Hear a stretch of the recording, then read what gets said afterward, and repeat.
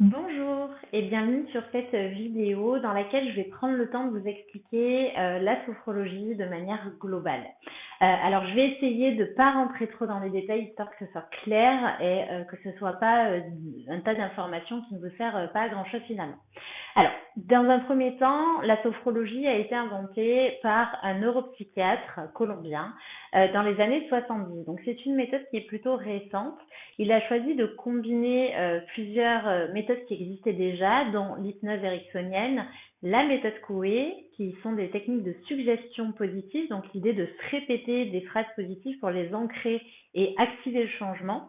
Il s'est aussi inspiré de la méditation et du yoga.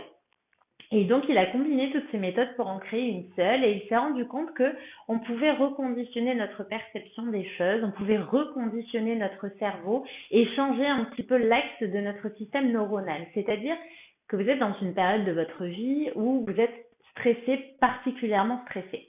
Vous allez consulter un ou une sophrologue qui va vous aider à réaxer un petit peu votre fonctionnement et à modifier votre perception des choses et donc finalement de retrouver de la sérénité et de la douceur.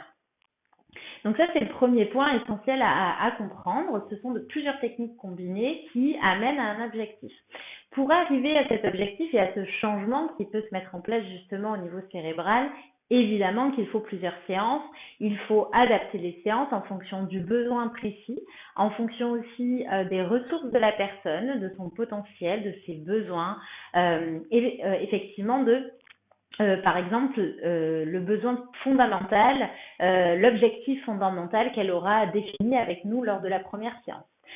L'idée, c'est de franchir un petit peu des marches d'escalier, de franchir des paliers, en fait, pour arriver à un objectif final et changer complètement sa façon de voir les choses et arriver finalement à être plus sereine si c'était là une question de stress. Concrètement, la sophrologie, c'est ça. Pour aller plus loin, pour vous expliquer un petit peu comment fonctionne une séance de sophrologie, on va imaginer qu'on se rencontre et qu'à partir de là, on effectue une séance de connaissance. Donc, je vous pose beaucoup de questions, vous m'expliquez un petit peu pourquoi vous venez me voir, quelles sont les problématiques que vous rencontrez, quels sont les symptômes que vous rencontrez, comment vous vous sentez de manière globale, moralement, émotionnellement, dans votre corps. Et à partir de là, on va essayer de comprendre et essayer de cheminer vers cet objectif et vers ce changement en fait au niveau cérébral. Lors de la seconde séance, en tout cas la première séance du protocole d'accompagnement finalement, on va commencer le travail. Donc là, pour commencer le travail, on va effectuer des exercices de relaxation dynamique. Alors, qui sont simplement des mouvements du corps alliés à la respiration et à l'intention de l'esprit. Donc là, on peut imaginer que nous sommes inspirés du yoga et de la méditation, puisqu'il y a une phase d'observation. Et il y a également des mouvements qui sont combinés avec l'intention de l'esprit. L'idée, c'est d'instaurer un changement et puis surtout de mettre le mental de côté et de vraiment s'immerger dans la sensation, dans le concret, dans l'esprit, dans le cœur, dans ce que l'on recherche. Au premier abord, ça semble compliqué, effectivement, mais ça ne l'est pas réellement. Je vous accompagne, ou la sophrologue des sophrologues vous accompagne avec leur voix pour essayer un petit peu de lâcher ce dont vous avez besoin de lâcher finalement.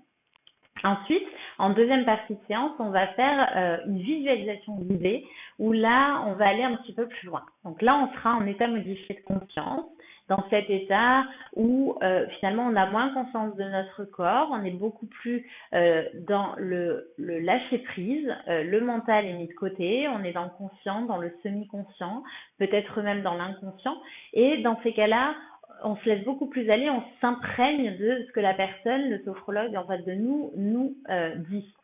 Et on ouvre un petit peu les portes. Et là, c'est là où on peut aller plus loin et le reconditionnement, le réel conditionnement se met en route.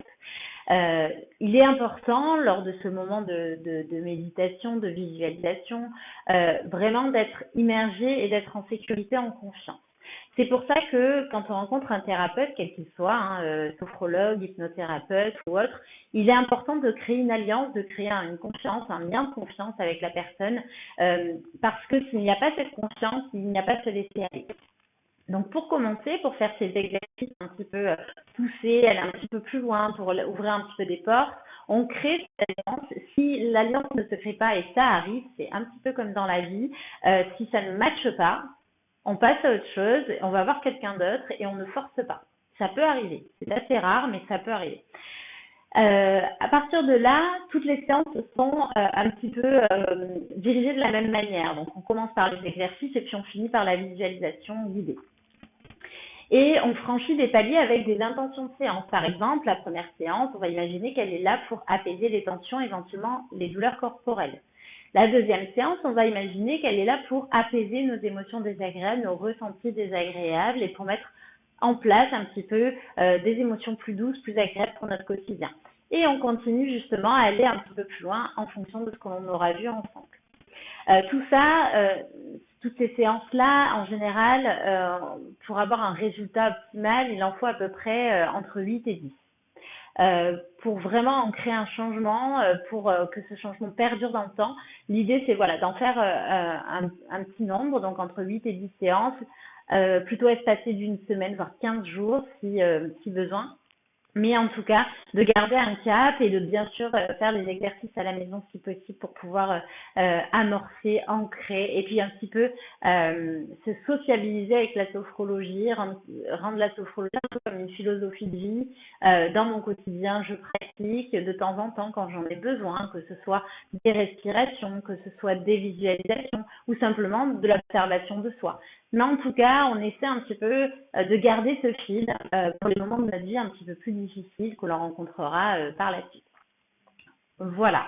J'ai essayé de faire court pour vous donner un petit peu plus d'informations, sans trop en dire et sans trop vous donner de détails qui ne sont pas forcément utiles pour la compréhension de la sophrologie.